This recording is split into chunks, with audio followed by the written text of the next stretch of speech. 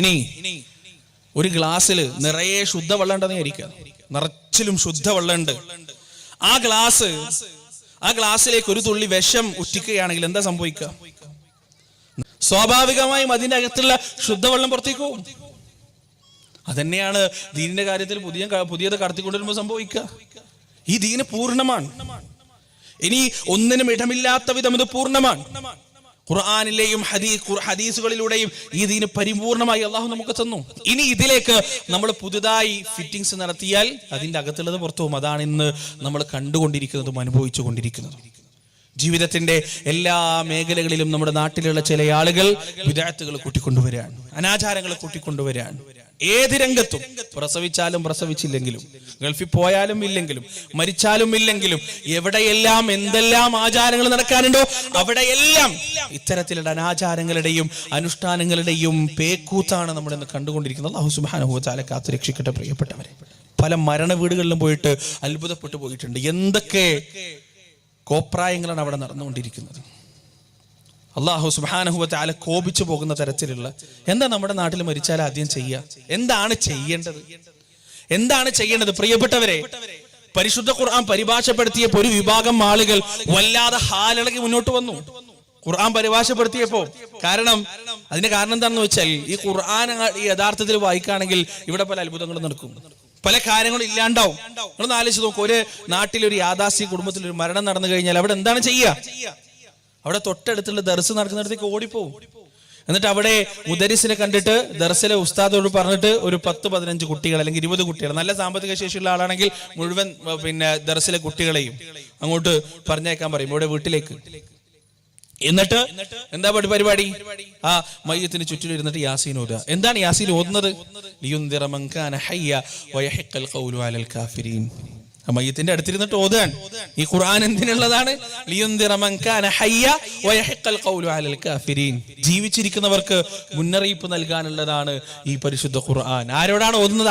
ആരുടെ മുന്നിലാണ് ഓതുന്നത്? മയ്യത്തിന്റെ മുന്നിൽ. അദ്ദേഹത്തിന്റെ വിധി അവിടെ നിർണയിക്കപ്പെട്ടു. അദ്ദേഹം നരകവാസിയാണോ സ്വർഗവാസിയാണോ എന്ന് തീരുമാനിക്കപ്പെട്ടു.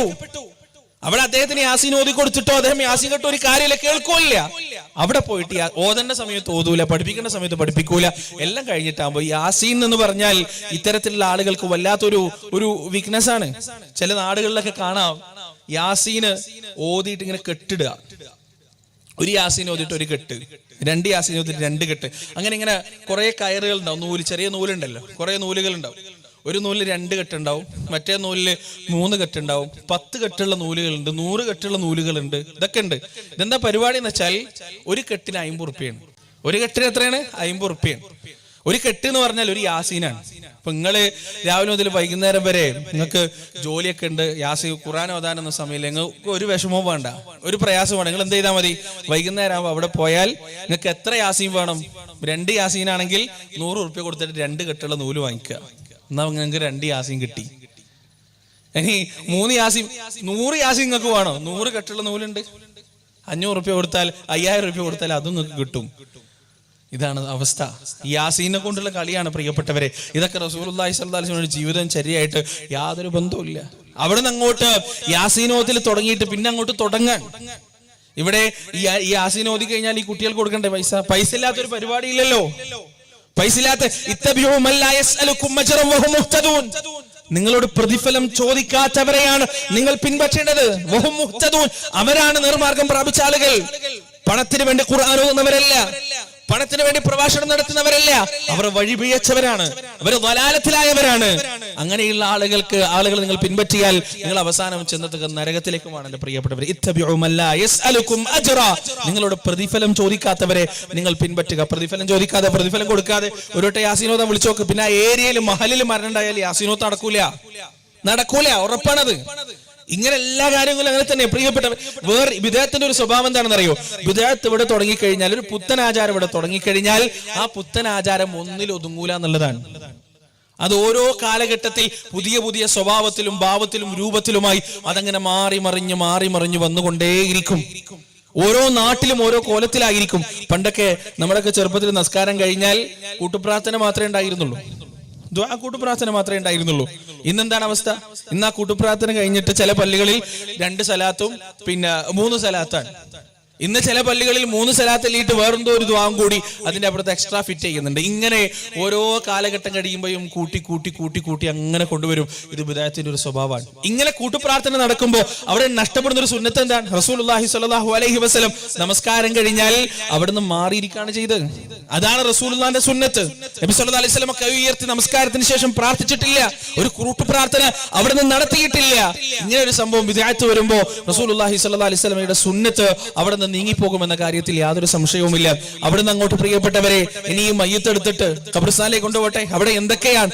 എന്റെ ഒരു സുഹൃത്ത് ഡോക്ടറാണ്, അദ്ദേഹം ഒരു പീഡിയാട്രീഷ്യനാണ്. അദ്ദേഹത്തിന്റെ ഒരു അകന്ന കുടുംബത്തിൽ ഒരു മരണം ഉണ്ടായപ്പോ മയ്യത്ത് നിസ്കരിക്കാൻ വേണ്ടി പോയതാണ്. മയ്യത്ത് നിസ്കരിക്കാൻ വേണ്ടി പോയി. അദ്ദേഹം അവിടെ എത്തിയപ്പോ മയ്യത്ത് നിസ്കരിക്കാൻ ആളുകളൊക്കെ പള്ളിയിൽ കൂടിയിട്ടുണ്ട്. ഒരു 4-5 സഫ് ആളുകളുണ്ട്, കുറെ ആളുകളുണ്ട്. പക്ഷേ നിസ്കാരം തുടങ്ങുന്നത് എല്ലാവരും ഇങ്ങനെ സഫായിട്ട് ഇങ്ങനെ നിൽക്കുന്നുണ്ട്. മയ്യത്ത് നിസ്കാരത്തിന്റെ സഫ് അങ്ങനെ ആയിരിക്കും, അടുപ്പിച്ചാണല്ലോ നിൽക്കുക. സുജൂദില്ലല്ലോ. മയ്യത്ത് നിസ്കാരത്തിന് സുജൂദ് ചെയ്ത ആളുകളൊക്കെ വേറെ ഉണ്ട്, അത് വേറെ കഥ. അങ്ങനെ അടുപ്പിച്ച് നിൽക്കാൻ അപ്പൊ ഇയാളിങ്ങനെ പോയിട്ട് ചോദിച്ചു, ഇതെന്താ നിസ്കാരം ഒന്നും തുടങ്ങുന്നില്ലേ? ആളുകളൊക്കെ എത്തിയല്ലോ, ആരും ഒതുകൊടുക്കുന്നൊന്നും ഇല്ലല്ലോ. പറഞ്ഞു, നിസ്കാരം തുടങ്ങാനായിട്ടില്ല, നമ്മുടെ തങ്ങളുപ്പാപ്പ വരാനുണ്ട്, അത് കഴിഞ്ഞിട്ടേ നിസ്കാരം തുടങ്ങാൻ പറ്റുള്ളൂ, മുപ്പര് വന്നിട്ടേ നിസ്കാരം തുടങ്ങാൻ പറ്റുള്ളൂ. അപ്പൊ ഈ ഡോക്ടർ വിചാരിച്ച എത്രേ, ഇനി അദ്ദേഹം ഇമാം വന്നിട്ട് നിസ്കരിക്കുമായിരിക്കും, അതിനായിരിക്കും കാത്തുക്കുന്നുണ്ടാവുക. അങ്ങനെ ഇയാള് ആ തങ്ങളുപ്പാപ്പാനെയും കാത്തുന്നു. അങ്ങനെ കുറെ നേരം കാത്തുന്നപ്പോണ്ട് ഒരാള് വരുന്നു, കുപ്പായിട്ടിട്ടില്ല, തുണി മാത്രം, ഒരു ചെറിയ മുണ്ട് മാത്രം എടുത്തിട്ടുള്ളൂ. ഒരു മുണ്ട് മാത്രം എടുത്തിട്ട് മനുഷ്യൻ ആ പള്ളിയിലേക്ക് ഇങ്ങോട്ട് വന്നു. പക്ഷെ ഈ മനുഷ്യൻ നേരെ പള്ളിയിലേക്ക് കയറിയപ്പോ എല്ലാരും ഇയാളെ കൈപിടിക്കുക, മുത്ത, ഇയാളെ ബഹുമാനിക്കുക. അപ്പോഴാണ് ഇയാൾക്ക് ഡോക്ടർക്ക് മനസ്സിലായത്, ഇതാണ് പറഞ്ഞ തങ്ങൾ, ഇതാണ് നേരത്തെ പറഞ്ഞ തങ്ങൾ. അങ്ങനെ ആ തങ്ങള് വന്നു. അപ്പൊ ഇയാൾ വിചാരിച്ചു ആ തങ്ങളായിരിക്കും ഇമാമുക്ക, അതേ ഇമാമ നിസ്കരിക്കായിരിക്കും. മുപ്പരെന്താ ചെയ്തറിയോ, നേരെ പോയിട്ട് അവിടെ അങ്ങോട്ട് ഇരുന്നു. എവിടെ? പള്ളിയുടെ മൂലയിൽ ഇരുന്നിട്ട് കൈയോടെ ഇങ്ങനെ കാണിച്ചു. അപ്പൊ നിസ്കരിക്കാൻ തുടങ്ങി. മുപ്പര് നിസ്കരിക്കൂല, അങ്ങനെയാണല്ലോ പല ഔലിയാക്കളെ കുറിച്ചും പറയുന്നത്. അവരോട് നിസ്കരിക്കുന്നില്ല എന്ന് ചോദിച്ചാൽ ഇങ്ങനായിട്ട് കാണിക്കുന്ന. അപ്പൊ ഇവിടെ ഇങ്ങനെ സ്ക്രീൻ തെളിയും, അതില് മൂപ്പരുണ്ടാവും ആ കഅബയിൽ പോയിട്ട് അങ്ങനെ നിസ്കരിക്കണം. റിഫായി ഷേഖിന്റെ ഒരു കഥ പറയുന്നിടത്ത് റിഫായി മാലയിൽ പറയുന്നൊരു സംഗതി ഉണ്ട്. അദ്ദേഹം മദീനത്ത് പോയിട്ട് റസൂലുള്ളാഹിന്റെ ഖബറിന്റെ അടുത്ത് പോയി. എന്നിട്ട് അദ്ദേഹം പറഞ്ഞു, എനിക്ക് ഇങ്ങനെ വരവൊന്നും പതിവില്ല, ഞാൻ താങ്കളുടെ അടുത്ത് ഇങ്ങനെയല്ല വരല്, പിന്നെ എങ്ങനെയാ വരല്? സാധാരണ ഞാൻ കുറെ വട്ടം വരുത്തുണ്ട്, എങ്ങനെയാ വരല്? ഞാന് എന്റെ റൂഹിനെ അവിടെ നിന്ന് പറഞ്ഞേക്കലാണ്. റൂഹിനെ പറഞ്ഞയച്ച് ഇവിടെ വന്നിട്ട് സിയാറത്തൊക്കെ ചെയ്ത് ഇവിടുന്ന് 2-3 വാക്കൊക്കെ നിസ്കരിച്ചിട്ട് അങ്ങനെ വരലാണ്. ഞാൻ അവിടെ തന്നെ ഉണ്ടാവും. അപ്പൊ റൂഹ അവിടെ നിന്ന് ഇങ്ങോട്ട് വന്നു കഴിഞ്ഞാൽ മൂപ്പര് മയ്യത്താണ്, റൂഹ് പോയ മയ്യത്തല്ലേ. അപ്പൊ അത്രയും നേരം മൂപ്പര് മയ്യത്തായി കിടക്കുമായിരിക്കും. എന്നിട്ട് മൂപ്പര് പറയാൻ, ഞാനിപ്പോ ജസദോടുകൂടി വന്നിരിക്കുകയാണ്, ഇപ്പൊ റൂഹ് മാത്രല്ല ജസദും വന്നിട്ടുണ്ട്. അപ്പൊ ആ ജസദോടുകൂടി ഞാൻ വന്നിരിക്കുകയാണ്. അപ്പൊ താങ്കൾ എനിക്ക് എന്ത് ചെയ്യണം? സലാം തരണം. അങ്ങനെ ആയിരക്കണക്കിന് ആളുകളെ സാക്ഷി നിർത്തിയിട്ട് റസൂലുള്ളാഹിന്റെ ഖബറിന്റെ ഉള്ളിൽ നിന്ന് 2 കൈ അങ്ങോട്ട് പുറത്തേക്ക് വന്നു എന്നാണ്. എന്നിട്ട് റിഫായി ഷേഖിനെ മുസാഫഹത്ത് ചെയ്തു എന്നാണ്. ഇത് മാലയിലുള്ള ഒരു കഥയാണ്. ഇത് വിശ്വസിക്കുന്ന ആളുകളുണ്ട്, ഭക്തിയോ ആദരവോടുകൂടി ഇത് പാടി പറയുന്ന ആളുകളുണ്ട്. ഇത് മാലയുടെ ഒരു സ്വഭാവമാണ്. അല്ലാഹ് ഏതായാലും റബ്ബ് കാത്തിരക്ഷിക്കട്ടെ. ഈ മനുഷ്യൻ നിസ്കരിക്കാതെ ആ പള്ളിയുടെ മൂലയിൽ ഇരുന്നിട്ട് അങ്ങ് കാണിച്ചു, എല്ലാവരും നിസ്കരിച്ചു. വിദേഹത്തിന്റെ പോക്കിന്റെ കോലാണിട്ടോ പറയുന്നത്. അങ്ങനെ നിസ്കരിച്ചു കഴിഞ്ഞു. നിസ്കാരം കഴിഞ്ഞ് മയ്യത്ത് ഖബർസ്ഥാനിലേക്ക് എടുത്തപ്പോ ആ ഖബറൊക്കെ കുഴിക്കൽ കഴിഞ്ഞു, മണ്ണൊക്കെ റെഡിയാക്കി സെറ്റാക്കി. എന്നിട്ട് ആ മയ്യത്ത് ആ ഖബറിന്റെ ഉള്ളിലേക്ക് അങ്ങോട്ട് വെച്ച് കഴിഞ്ഞപ്പോ ആരൊന്നും ഉണ്ടെന്നില്ല. സാധാരണഗതിയിൽ തസ്ബീത്ത് അല്ലല്ലോ, റസൂലുള്ള പഠിപ്പിച്ച അതാണ്. ഒരു ഒട്ടകത്തെ അറുത്തിട്ട് ഒട്ടകത്തിന്റെ മാംസം വിതരണം ചെയ്യുന്ന അത്രയും സമയം നിങ്ങൾ എന്ത് ചെയ്യണം? ആ മയ്യത്തിന് ഇസ്ബാത്തിന് വേണ്ടി പ്രാർത്ഥിക്കണം, തസ്ബീത്ത് ചൊല്ലണം. എന്താണ് ആ പ്രാർത്ഥന പ്രത്യേകിച്ച് പഠിപ്പിച്ചു തന്നിട്ടില്ലെങ്കിലും നമുക്ക് അദ്ദേഹത്തിന് വേണ്ടി പ്രാർത്ഥിക്കാം. അല്ലാഹുമ്മ സബ്ബിത്ഹു ഇൻദ സുആൽ, അല്ലാഹുമ്മ അൽഹിമുൽ ജവാബ്, അല്ലാഹുമ്മ ജാഫിൽ ഖബ്ർ അൻ ജംബൈ. അല്ലാഹുവേ, മുൻകർ നക്കീർ അലൈഹിം സ്വലാത്തു വസ്സലാം ചോദ്യം ചോദിക്കുമ്പോൾ അദ്ദേഹത്തിന് നീ എളുപ്പാക്കി കൊടുക്കണേ റബ്ബേ, അദ്ദേഹത്തിന്റെ ഖബർ വിശാലമാക്കി കൊടുക്കണേ റബ്ബേ. പുതിയ ജീവിതത്തിലേക്ക് പോവാണ്, ആ ഭയപ്പാടിൽ നീ മോചനം നൽകണേ റബ്ബേ എന്നെല്ലാം അല്ലാഹുവിനോട് നമുക്ക് ചെയ്യാം, പ്രാർത്ഥിക്കാം. ആ പ്രാർത്ഥനയൊന്നും ആരും ചൊല്ലുന്നില്ല, ആരൊന്നും മിണ്ടുന്നില്ല, അങ്ങനെ അവിടെ നിൽക്കാണ്. അങ്ങനെ കുറെ കഴിഞ്ഞപ്പോ ഇയാള് പള്ളിയിൽ നിന്ന് ആ മൂലയിൽ നിന്ന് ഇങ്ങനെ ഇറങ്ങി വന്നു. എന്നിട്ട് അവിടെ എത്തിയിട്ട് കുറച്ച് വെള്ളം കൊണ്ടുവരാൻ പറഞ്ഞു. കുറച്ച് വെള്ളം കൊണ്ടുവന്നു. എന്നിട്ട് ആ വെള്ളം ഒരു സൈഡിൽ ഒരു മണ്ണിൽ ഇങ്ങനെ ഒഴിച്ചിട്ട് ആ മണ്ണിങ്ങനെ കുഴച്ചിട്ട് ഉണ്ടയാക്കി. എന്നിട്ട് ആ ഒരു ഉണ്ട ഇങ്ങനെ കയ്യിലേക്ക് എടുത്തിട്ട് അദ്ദേഹം ഇന്ന അഅ്തൈനാകൽ കൗസർ ഫസല്ലി റബ്ബിക വൻഹർ ഇന്ന ശാനിക ഹുവൽ അബ്തർ എന്നുള്ളൊരു സൂറത്ത് അങ്ങോട്ട് ഓതി. എന്നിട്ട് അതിലേക്ക് 3 തുപ്പ് തുപ്പി ഈ മണ്ണിലേക്ക്. എന്നിട്ട് ആ മണ്ണ് അതിലേക്ക് അങ്ങോട്ട് ഇട്ടു. ഈ പറയുന്ന മനുഷ്യന്മാര് മുഴുവൻ ഇന്ന അഅ്തൈനാകൽ കൗസർ ഫസല്ലി റബ്ബിക വൻഹർ ഇന്ന ശാനിക ഹുവൽ അബ്തർ എന്നുള്ള ചിലപ്പോ ആ മനുഷ്യനെ അതേ അറിയുണ്ടാവുള്ളൂ.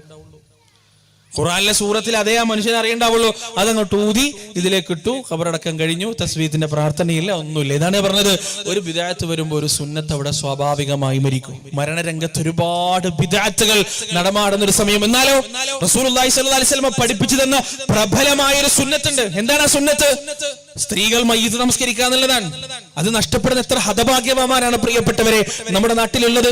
സാധാരണഗതി എത്രയോ സലഫി കുടുംബങ്ങളിൽ പോലും ഭൂരിപക്ഷം ഖുറാഫികൾ ചുറ്റിലും താമസിക്കുന്ന സ്ഥലങ്ങളിൽ ആ സുന്നത്ത് നഷ്ടപ്പെട്ടു പോയിട്ടുണ്ട്. ആ മഹാഭാഗ്യം നഷ്ടപ്പെട്ടു പോയ ഒരുപാട് മനുഷ്യന്മാർ ഈ ലോകത്തുണ്ട്, കഴിഞ്ഞു പോയിട്ടുണ്ട്. അള്ളാഹു കാത്ത് രക്ഷിക്കട്ടെ. കഴിയുമെങ്കിൽ ഒരു വെള്ള പേപ്പറിൽ എഴുതി വെച്ചു, വസിയത്ത് എഴുതി വെച്ചോ, ഞാൻ മരിച്ചു കഴിഞ്ഞാൽ എൻ്റെ ഭാര്യ, എൻ്റെ മകൾ ജീവിച്ചിരിപ്പുണ്ടെങ്കിൽ എൻ്റെ ഉമ്മ, എൻ്റെ സഹോദരിമാർ, അവരുടെ മയ്യിത്ത് നമസ്കാരം കഴിയാതെ എൻ്റെ മയ്യിത്ത് വീട്ടിൽ നിന്ന് പുറത്തേക്ക് എടുത്തു പോകരുത് എന്ന് വസിയത്ത് എഴുതി വെച്ചോ. കാരണം എവിടെ വെച്ചാൽ മരിക്കാൻ നമുക്ക് പറയാൻ പറ്റില്ല. എവിടെ വെച്ചാണ് മരിക്കുന്ന സമയത്ത് നമ്മുടെ വീട് എവിടെയാണ്, ആരൊക്കെയാണ് നമ്മുടെ മയ്യിത്ത് പരിപാലിക്കാൻ എത്തുന്നത്, ആരൊക്കെയാണ് നമ്മുടെ വീട്ടിലപ്പോൾ ഉണ്ടാവുക, ഒന്നും പറയാൻ പറ്റൂല. ആ സമയത്ത് എത്തിപ്പെടുന്നത് ഇത്തരത്തിലുള്ള കുറച്ച് ആളുകളാണെങ്കിൽ പ്രിയപ്പെട്ടവരെ, നമ്മുടെ ഭാര്യയുടെയും നമ്മുടെ പെങ്ങന്മാരുടെയും നമ്മുടെ ഉമ്മയുടെയും മയ്യിത്ത് നമസ്കാരം നമ്മിൽ നിന്ന് നിഷേധിക്കാൻ വരെ ഈ ആളുകൾ തയ്യാറാകുമെന്ന കാര്യത്തിൽ യാതൊരു സംശയവുമില്ല. അള്ളാഹു കാത്ത് രക്ഷിക്കട്ടെ. അത് എത്ര വലിയ നഷ്ടമാണ് പ്രിയപ്പെട്ടവരെ. ഈ ലോകത്ത് എനിക്ക് വേണ്ടി ദുആ ചെയ്യുമ്പോ, എന്റെ മയ്യിത്തിന്റെ മുന്നിൽ നിൽക്കുമ്പോ ഏറ്റവും കൂടുതൽ ഹൃദയം തകരുന്നത് ഒന്നെന്റെ ഉമ്മാന്റെതും ഒന്നെന്റെ ഭാര്യയുടേതുമാണ്. കാരണം എന്റെ മയ്യിത്തിന്റെ മുന്നിൽ നിൽക്കുമ്പോ എന്റെ ഉമ്മാന്റെ മനസ്സിലേക്ക് വരുന്ന ഓർമ്മകൾ എന്താണ്? എന്നെ പ്രസവിച്ചതും, എന്നെ താലോലിച്ചതും, എന്നെ പാലൂട്ടിയതും, എനിക്ക് താരാട്ടുപാടിയതും, എന്റെ ശൈശവവും, എന്റെ ബാല്യവും, എന്റെ കൗമാരവും, എന്റെ കൊഞ്ചലുകളും, എന്റെ കളികളും, എന്റെ വളർച്ചയുടെ വിവിധമായ രംഗങ്ങളുമെല്ലാം അമ്മയുടെ മനസ്സിലേക്ക് ഓടിയെത്തുമ്പോ അറിയാതെ ആ കണ്ണുകൾ നിറയും, അറിയാതെ ആ ചുണ്ടുകൾ വിതുമ്പും, ആ കണ്ണുകളിലൂടെ കണ്ണുനീര് ചാലിട്ടൊഴുകും. ആ നഷ്ടബോധത്തിൽ, ആ വിരഹനൊമ്പരത്തിൽ ആ ഉമ്മയുടെ ഹൃദയം കേണ് കരഞ്ഞ് റബ്ബിനോട് പറയും, അല്ലാഹുമ്മ ഗ്ഫിർ ലഹു വർഹംഹു വഅഫിഹി വഅഫു അൻ. എന്റെ റബ്ബേ, പ്രിയപ്പെട്ട എന്റെ മോന് പുറത്തു കൊടുക്കണേ അല്ലാ, മാപ്പ് നൽകണേ അല്ലാ, വിശാലത നൽകണേ അല്ലാ, കുളിര് നൽകണേ അല്ലാ, പാപക്കറകളിൽ നിന്ന് കഴുകി വൃത്തിയാക്കണേ റബ്ബേ എന്ന് ഒരു ഉമ്മ ദുആ ചെയ്യും. ആ ഉമ്മയുടെ ദുആക്ക് ലോകത്തിന്റെ രക്ഷിതാവിന്റെ സവിധത്തിൽ വലിയ വിലയുണ്ട് കൂട്ടരെ, വലിയ വിലയുണ്ട്. അതുപോലെ തന്നെ എന്റെ ഭാര്യ എന്റെ മയ്യിത്തിന്റെ മുന്നിൽ നിൽക്കുമ്പോ അവളുടെ മനസ്സിലേക്ക് ഓർമ്മ വരിക എന്താണ്? ജീവിതത്തിന്റെ തുടക്കത്തിലെ നാളുകൾ, ആരംഭഘട്ടത്തിലെ ദിവസങ്ങൾ, ആദ്യ രാത്രി, അതുപോലെ തന്നെ തന്റെ ഭാര്യയുമായി കഴിച്ചു കെട്ടിയ സുന്ദരമായ നിമിഷങ്ങൾ. അവൾ കരയുമ്പോ, തകരുമ്പോ സാന്ത്വനമായ ഒരു ഭർത്താവിന്റെ സ്ഥാനത്ത് നിന്ന ആ ഓർമ്മകൾ, അവയെല്ലാം എന്റെ ഭാര്യയുടെ മനസ്സിലേക്ക് വരുമ്പോ പ്രിയപ്പെട്ടവരെ അവളുടെ ഹൃദയം പൊട്ടും, കണ്ണു നിറയും. ആ നിറഞ്ഞ കണ്ണുകളാൽ എന്റെ പ്രിയപ്പെട്ട ഭർത്താവിന് മാപ്പ് നൽകണേ റബ്ബേ എന്ന ആ ഭാര്യയുടെ പ്രാർത്ഥനയ്ക്ക് റബ്ബിന്റെ സവിധത്തിൽ വലിയ വിലയുണ്ട്. ആ വിലയാണ് പ്രിയപ്പെട്ടവരെ, ആ പ്രാർത്ഥനയാണ് ചില ഖുറാഫാത്തുകൾ കൊണ്ട് ഇവിടെയുള്ള ആളുകൾ, പല ആളുകൾക്കും നിഷേധിക്കുന്നത്. അതിന് പകരം റസൂലുള്ളാഹി സ്വല്ലല്ലാഹു അലൈഹി വസല്ലം കാണിച്ചു തന്ന ഉന്നതമായ ഇത്തരത്തിലുള്ള ചര്യകൾക്ക് പകരം ആരും കണ്ടിട്ടില്ലാത്ത 1-ാം നൂറ്റാണ്ടിലെയോ 2-ാം നൂറ്റാണ്ടിലെയോ 3-ാം നൂറ്റാണ്ടിലെയോ ഒരു സഹാബികളോ ഒന്നും കണ്ടിട്ടില്ലാത്ത പുത്തനാചാരങ്ങൾ ഇതിന്റെ പകരം കയറ്റിക്കൂട്ടുകയും ചെയ്യും. അല്ലാഹു സുബ്ഹാനഹു വ തആല നമ്മെ അതിൽ നിന്ന് കാത്തു രക്ഷിക്കുമാറാകട്ടെ. പ്രിയപ്പെട്ടവരെ, എത്രയോ ഉദാഹരണങ്ങൾ ജീവിതത്തിന്റെ എല്ലാ രംഗങ്ങളിലും. ഈ കുടിയൽ നാട്ടില്, കേരളത്തിൽ കുടിയൽ എന്ന് പറഞ്ഞാൽ പാല് കാച്ചൽ എന്നാണ് മുസ്ലിങ്ങളുടെ തന്നെ പറയാ. പാല് കാച്ച, എന്താണ് പാല് കാച്ചൽ? എവിടുന്നാണ് ഈ ആചാരം വന്നത്? പ്രിയപ്പെട്ടവരെ, പാല് പതപ്പിച്ചിട്ട് ആ പാലിന്റെ പതയും നൊരയും പുറത്തേക്ക് വരുമ്പോ വെണ്ണയും പാലും ഒന്നാണ്, ബ്രഹ്മവും സൃഷ്ടിയും ഒന്നാണ് എന്ന ഹൈന്ദവ സങ്കല്പത്തിൽ നിന്നാണ് ഈ കുന്ത്രാണം കയറി വന്നത്. ഇതില്ലാത്ത ഏത് മുസ്ലിം വീടാണുള്ളത്? പാല് കാച്ചാണ്ട് വീട്ടിൽ കയറാൻ പറ്റുമോ? ഇങ്ങനെ ഏതൊക്കെ രീതിയിലുള്ള അനാചാരങ്ങൾ മുഴുവനൊന്നും വിശദീകരിക്കാൻ 2, 3, 4 മണിക്കൂർ ഒന്നും സമയം മതിയാവില്ല. അത്രമാത്രം അനാചാരങ്ങൾ നമ്മുടെ ഉമ്മത്തിൽ അടിഞ്ഞുകൂടിയിട്ടുണ്ട്. ആ അനാചാരങ്ങളിൽ ഏറ്റവും വലുതാണ്, മുഴച്ചു നിൽക്കുന്നതാണ് മാലമൗലിദുകളും റാത്തിബുകളും കുത്തുബിയത്തുകളും. ഇതൊരു തുടക്കമാണ്. മാലമൗലിദുകളും റാത്തിബുകളും കുത്തുബിയത്തുകളും തുടക്കമാണ്. പ്രിയപ്പെട്ടവരെ, നിങ്ങളുടെ നാട്ടിൽ അറിയാൻ സാധിച്ചു, ഈ അടുത്ത കാലത്താണ് കുത്തറാത്തീബ് നടന്നത്. ആ കുത്തറാത്തീബുമായി ബന്ധപ്പെട്ട് ഒരുപാട് ചർച്ചകളും വിഷയങ്ങളൊക്കെ ഉണ്ടായി. എന്താണ് കുത്തറാത്തീബ്? അതൊരു ശുദ്ധ തട്ടിപ്പാണ് പ്രിയപ്പെട്ടവർ, വേറൊന്നുമല്ല. എന്നാ നമ്മുടെ കയ്യിൽ കത്തിയിട്ട് നമ്മൾ കുത്തി കൊടുക്കുക, അവര് സുഖപ്പെടുത്തട്ടെ, അത് തരുമോ? അങ്ങനെ കുത്തിയിട്ട് സുഖപ്പെടുന്നുണ്ടെങ്കിൽ കത്തി നമ്മുടെ കയ്യിൽ നമ്മൾ കുത്തി കൊടുക്കുക, അതിന് തയ്യാറാവും. ചിലപ്പോ അതിനും തയ്യാറായി വരും, അല്ലാഹു ആലം. പിന്നെ മരണമായിരിക്കും അവിടെ സംഭവിക്കുക. തനി ഷിയ ആചാരങ്ങൾ കടമെടുക്കുക. ഈ ഷിയാക്കളും മുഹറം 9, 10 ചെയ്യലോ, വാളൊക്കെ എടുത്തിട്ട് ഇങ്ങനെ തല വെട്ടി, കഴുത്ത് വെട്ടി, പുറം വെട്ടി, മരണം വരെ സംഭവിക്കാറുണ്ട് അവർക്കിടയിൽ. ഈ ആചാരമല്ല ഈ ആചാരം. നിങ്ങളുടെ കരങ്ങൾ ഒരിക്കലും നിങ്ങൾ നാശത്തിലേക്ക് കൊണ്ടുപോയി ഇടരുത്. റസൂലുള്ളാഹി സ്വല്ലല്ലാഹി അലൈഹി വസല്ലം ഖൈബർ യുദ്ധത്തിൽ നിങ്ങൾ ശരിക്കും മനസ്സിലാക്കണം, സ്വന്തത്തെ ആക്രമിക്കുന്നതിന്റെ ഇസ്ലാമിക മാനം എന്താണ്? സ്വന്തം ശരീരം കീറി മുറിക്കുന്നതിന്റെ ഇസ്ലാമിക മാനം എന്താണ്? രക്തം കൊണ്ട് കളിക്കുന്നതിന്റെ ഇസ്ലാമിക മാനം എന്താണ്? പ്രിയപ്പെട്ടവരെ, സ്വഹാബത്തിനേക്കാൾ വലിയ ഈമാൻ ഉണ്ടോ നിങ്ങൾക്ക്? ഉമ്മഹാത്തുൽ മുഅ്മിനീനേക്കാൾ വലിയ ഈമാൻ ഉണ്ടോ നിങ്ങൾക്ക്? അല്ലാഹുവിന്റെ റസൂലിന്റെ ചുറ്റിലും ഇരുന്നുകൊണ്ട് ദീൻ പഠിച്ച അല്ലാഹുവിന്റെ റസൂലിന്റെ അസ്ഹാബുകളേക്കാൾ ഈമാൻ ഉണ്ടോ നിങ്ങൾക്ക്? അവരിൽപ്പെട്ട ആരെങ്കിലും ഒരാൾ ഇത്തരത്തിലുള്ള ഒരു ഉദാഹരണം കാണിച്ചു തന്നു നമുക്ക് ജീവിതത്തിൽ. സ്വന്തം കൈയും അതുപോലെ തന്നെ വയറും അതുപോലെ തന്നെ നെഞ്ഞും കുത്തിക്കീറിക്കൊണ്ട് തന്റെ ഈമാൻ ലോകത്തിന്റെ മുന്നിൽ പ്രദർശിപ്പിക്കാൻ അല്ലാഹുവിന്റെ റസൂലിന്റെ അസ്ഹാബുകളോ അല്ലാഹുവിന്റെ റസൂലോ താബിഈങ്ങളോ തബഅതാബിഈങ്ങളോ തയ്യാറായോ? പിന്നെ എവിടെ നിന്നാണ് നിങ്ങൾക്ക് ഈ ആചാരം കിട്ടിയത്? അതിന്റെ ഉറവിടം മറ്റെവിടെയുമല്ല, ശൈത്താനിൽ നിന്നാണ്, ഇബ്ലീസിൽ നിന്നാണ്, ശയാത്തീനിൽ നിന്ന് മാത്രമാണ് നിങ്ങൾക്ക് അതിന്റെ ഉറവിടം കിട്ടിയത്. എന്താണ് സ്വന്തത്തെ ആക്രമിക്കുന്നതിന്റെ മാനം എന്താണ്? ഖൈബർ യുദ്ധത്തിൽ ഒരു മനുഷ്യൻ അങ്ങനെ ധീരമായി പോരാടിക്കൊണ്ടിരിക്കാൻ, അതിധീരമായ പോരാട്ടം.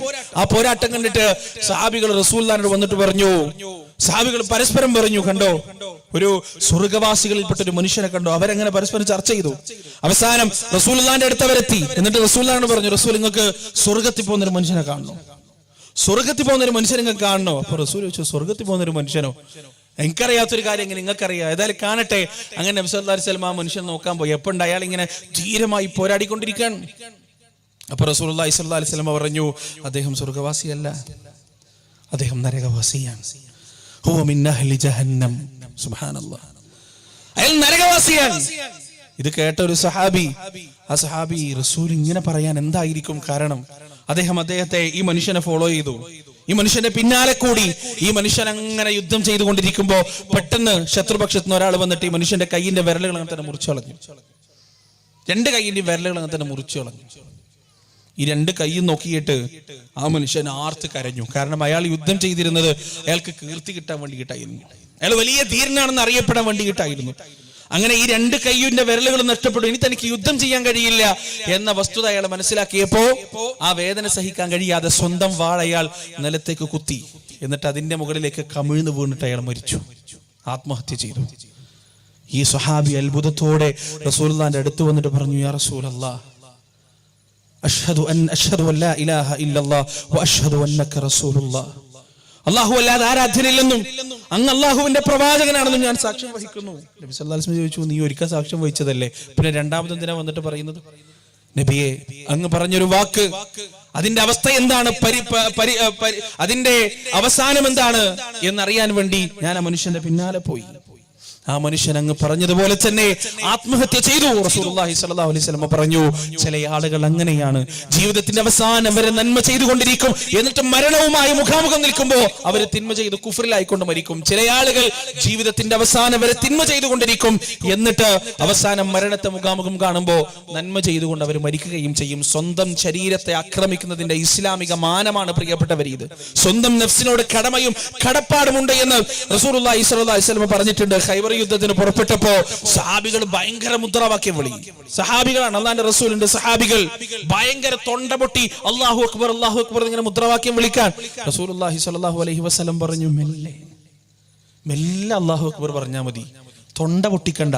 സ്വന്തം ശരീരത്തോട് നിങ്ങൾക്ക് കടമയും കടപ്പാടുമുണ്ട് എന്ന് റസൂലുള്ളാഹി സ്വല്ലല്ലാഹു അലൈഹി വസല്ലം പറഞ്ഞു കൊടുത്തു. അതായത് ഉറക്ക ഒച്ചയിട്ടിട്ട് സ്വന്തം തൊണ്ട പോലും വ്രണപ്പെടുത്താൻ പാടില്ല എന്ന് പഠിപ്പിച്ച റസൂലുള്ളാഹി സ്വല്ലല്ലാഹു അലൈഹി വസല്ലമയുടെ അനുയായിത്വം തെളിയിക്കാൻ വേണ്ടിയിട്ടാണ് കത്തിയെടുത്തിട്ട് വയറിങ്ങോട്ട് കീറുന്നത്. പ്രിയപ്പെട്ടവരെ, ഇത് ഇസ്ലാമുമായി യാതൊരു ബന്ധമില്ല. ഇതിന് ഒരു തെളിവും വെല്ലുവിളിക്കാം, നമുക്ക് വെല്ലുവിളിക്കാം.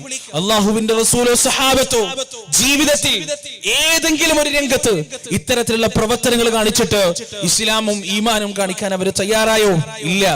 അതാണ് അതിന്റെ ആ ശൈത്താന്മാരുടെ ഒരു പാരമ്പര്യമാണ് നിങ്ങൾ കുറച്ച് ദിവസങ്ങൾക്ക് മുമ്പ് ഇവിടെ കണ്ടത്, ആ കുത്റാത്തീബ്. പ്രിയപ്പെട്ടവരെ, അതിന് ഇസ്ലാമുമായി യാതൊരു ബന്ധവുമില്ല എന്ന് നാം മനസ്സിലാക്കേണ്ടതുണ്ട്. അതുപോലെ തന്നെ ഈ മാലമൗലിദുകൾ, അതിലേറ്റവും വലിയ വിഷയം എന്താണ്? അതിലേറ്റവും വലിയ തിന്മ എന്താണ്? അത് പച്ചയായി അള്ളാഹുവിൽ പങ്കു ചേർക്കുന്നു എന്നുള്ളതാണ്. അള്ളാഹുവിൽ മഹാന്മാരോട് ഇസ്തിഗാസ നടത്തുന്നു എന്നുള്ളതാണ്. അള്ളാഹുവിന് മാത്രം നൽകേണ്ട കാര്യങ്ങൾ മഹത്തുക്കൾക്ക് നൽകുന്നു എന്നതാണ്. റബീഉൽ അവ്വൽ ആയാലാണല്ലോ മൗലിദിന്റെ മങ്കൂസ് മൗലിദിന്റെ പ്രധാന കാലഘട്ടം റബീഉൽ അവ്വലാണ്. റബീഉൽ അവ്വൽ ആയി കഴിഞ്ഞാൽ പല സന്ദർഭങ്ങളിലും ഡിസംബറിലൊക്കെ റബീഉൽ അവ്വൽ കഴിഞ്ഞ വർഷമാണെന്ന് എന്റെ ഓർമ്മ, കഴിഞ്ഞതിന്റെ വർഷമോ അല്ലെങ്കിൽ അതിന്റെ തൊട്ട് മുന്നത്തെ വർഷമോ ഡിസംബറിലാണ് റബീഉൽ അവ്വൽ വന്നത്. അങ്ങനെ വന്നു കഴിഞ്ഞാൽ പല പള്ളികളും ക്രിസ്ത്യാനി പള്ളികളും പല മുസ്ലിം പള്ളികളും തമ്മിൽ കണ്ടാൽ തിരിച്ചറിയാൻ പറ്റൂല. രണ്ടും ചമയിച്ചിട്ടുണ്ടാവും, അലങ്കരിച്ചിട്ടുണ്ടാവും. അള്ളാന്റെ റസൂല് പറഞ്ഞിട്ടുണ്ട്, അന്ത്യനാൾ സംഭവിക്കുകയില്ല. ജൂതനസാറാക്കളെ ചാണിന് ചാണായും മുഴത്തിന് മുഴമായും നിങ്ങൾ പിൻപറ്റുന്ന ഒരു കാലം വരാതെ അന്ത്യനാൾ സംഭവിക്കുകയില്ല എന്ന് റസൂലുള്ളാഹി സ്വല്ലല്ലാഹു അലൈഹി വസല്ലം പറഞ്ഞപ്പോ, പ്രിയപ്പെട്ടവരെ, പുൽക്കൂട്ടിലുള്ള ഉണ്ണിയേശുവിന് സമാനമായി കേരളത്തിന്റെയും കർണാടകയുടെയും പല ഭാഗങ്ങളിൽ ഒട്ടകപ്പുറത്ത് ചെറിയ കുട്ടികളെ ഇരുത്തിയിട്ട് നോക്കുന്നവർക്ക് ഉണ്ണി മുഹമ്മദിനെ തോന്നിപ്പിക്കുമാറുള്ള ഘോഷയാത്രകൾ നടന്നു കഴിഞ്ഞു നമ്മുടെ ഉമ്മത്തിനിടയിൽ. റസൂലുള്ളാഹി സ്വല്ലല്ലാഹു അലൈഹി വസല്ലം പറഞ്ഞ ആ കാലഘട്ടം നമ്മുടെ മുന്നിൽ എത്തിക്കഴിഞ്ഞു എന്നതാണ്. നബി സല്ലല്ലാഹു അലൈഹി വസല്ലമയുടെ പേരിൽ ആ മൗലിദ് പാരായണം പ്രധാനമായും നടക്കുക റബീഉൽ അവ്വലിലാണ്. വലിയ വലിയ ആഘോഷങ്ങൾ, വലിയ വലിയ തോരണം കെട്ടലും ബിരിയാണി വെക്കലും നെയ്ച്ചോറ് വെക്കലും ആഘോഷങ്ങളും പരിപാടികളുമായി പൊടിപൊടിക്കാണ് റബീഉൽ അവ്വൽ 12-ന്. എന്നാൽ എന്റെ പ്രിയപ്പെട്ടവരെ, സാധാരണഗതിയിൽ നമ്മൾ ഈ ആളുകളോട് പറയുന്ന ഒരു സംഗതിയുണ്ട്. എന്താണെന്നറിയോ? നിങ്ങൾക്ക് പറ്റുമെങ്കിൽ നിങ്ങൾ മുജാഹിദുകളുടെ പള്ളിയിലേക്ക് വരണ്ട, സലഫികളുടെ പള്ളിയിലേക്ക് വരണ്ട, സലഫികളുടെ പുസ്തകങ്ങൾ നിങ്ങൾ വായിക്കണ്ട, നിങ്ങൾ ഖുർആനും വായിക്കണ്ട, ഹദീസും വായിക്കണ്ട, ഒന്നും വായിക്കണ്ട. നിങ്ങൾക്ക് പറ്റുമെങ്കിൽ അറബി ഭാഷ അറിയുന്ന നിഷ്കളങ്കനായ നിഷ്പക്ഷനായ നിങ്ങൾക്ക് വിശ്വാസമുള്ള ഒരു മനുഷ്യനെ വിളിച്ചിട്ട് നിങ്ങളുടെ പള്ളിയിലേക്ക് പോകുക. നിങ്ങളുടെ പള്ളിയിലേക്ക്, ഏത് പള്ളിയാണോ കാലങ്ങളായി നിങ്ങൾ പോയിക്കൊണ്ടിരിക്കുന്നത് ആ പള്ളികളിലേക്ക് പോകുക. എന്നിട്ട് ആ പള്ളിയിൽ ബിംബറിന്റെ ഒരു ഓരത്ത് അവിടെ ഒരു പുസ്തകം വെച്ചിട്ടുണ്ടാവും. സാധാരണ എല്ലാ വെള്ളിയാഴ്ചയും നിങ്ങളുടെ ഉസ്താദ് എടുത്ത് വായിക്കുന്ന പുസ്തകം, ആ പുസ്തകം എടുക്കുക. എന്നിട്ട് ഓരോ മാസത്തിലും മോദണ്ട പറയേണ്ട ഖുതുബകളുണ്ട്. റബീഉൽ അവ്വൽ മാസം എടുക്കുക. റബീഉൽ അവ്വൽ മാസം എടുത്തിട്ട് നിങ്ങൾ അവിടെ ഏത് ഖുതുബയാണ്, എന്ത് ഖുതുബയാണ് പറയുന്നത് എന്ന് അയാളോട് പറഞ്ഞു തരാൻ പറയുക. വഫാത്തുൻ നബി സല്ലല്ലാഹു അലൈഹി വസല്ലം, റസൂലുള്ളാഹി സ്വല്ലല്ലാഹു അലൈഹി വസല്ലമയുടെ മരണം റബീഉൽ അവ്വൽ മാസത്തിലെ 3 ആഴ്ചയും 4 ആഴ്ചയും അത് തന്നെയാണ് മിമ്പറുകളിൽ വെച്ച് പറയുന്നത്. എന്താണ് പറയുന്നത്? റസൂലുള്ളാഹി സ്വല്ലല്ലാഹു അലൈഹി വസല്ലമയുടെ ജീവിതത്തിലെ മരണം സ്വഹാബികൾക്ക് 2 ദിവസമാണ് മറക്കാൻ പറ്റാത്ത ദിവസം. ഒന്ന്, റസൂലുള്ളാഹി സ്വല്ലല്ലാഹു അലൈഹി വസല്ലമയുടെ മക്കയിൽ നിന്ന് മദീനയിലേക്കുള്ള വരവാണ്. ആയിഷ റളിയല്ലാഹു അൻഹയും സൗദ റളിയല്ലാഹു അൻഹയും എല്ലാം ആദ്യമേ മദീനയിലേക്ക് എത്തി. മദീന പള്ളിയുടെ പണി പൂർത്തിയാക്കി. അവിടെ സൗദ റളിയല്ലാഹു അൻഹക്കും ആയിഷ റളിയല്ലാഹു അൻഹക്കും 2 വീടുകൾ ഉണ്ടാക്കി പള്ളിയോട് ചേർന്ന്. എന്നിട്ട് റസൂലുള്ളാഹിന്റെ വരവിന് വേണ്ടി കാത്തു കെട്ടിക്കിടക്ക സഹാബത്ത് മുഴുവൻ. വലിയ പനക്ക് മുകളിൽ കയറി രാവിലെ മുതൽ ഉച്ചവരെ കാത്തിരുന്ന് ഉച്ചയാകുമ്പോൾ നിരാശയോടെ താഴേക്ക് ഇറങ്ങിയ സഹാബിമാരുണ്ടായിട്ടുണ്ട്. അങ്ങനെ ഒരു ദിവസം ഒരു ജൂതൻ കോട്ടക്ക് മുകളിൽ നിന്ന് തന്റെ എന്തോ ജോലി ചെയ്യുന്ന സമയത്ത് ദൂരെ റസൂലുള്ളാഹി സ്വല്ലല്ലാഹു അലൈഹി വസല്ലമയുടെ ഖസ്വ എന്ന ഒട്ടകത്തെ കാണുകയാണ്. കണ്ടപ്പോൾ ജൂതന് മനസ്സിലായി മുഹമ്മദ് വരികയാണ് സ്വല്ലല്ലാഹു അലൈഹി വസല്ലം.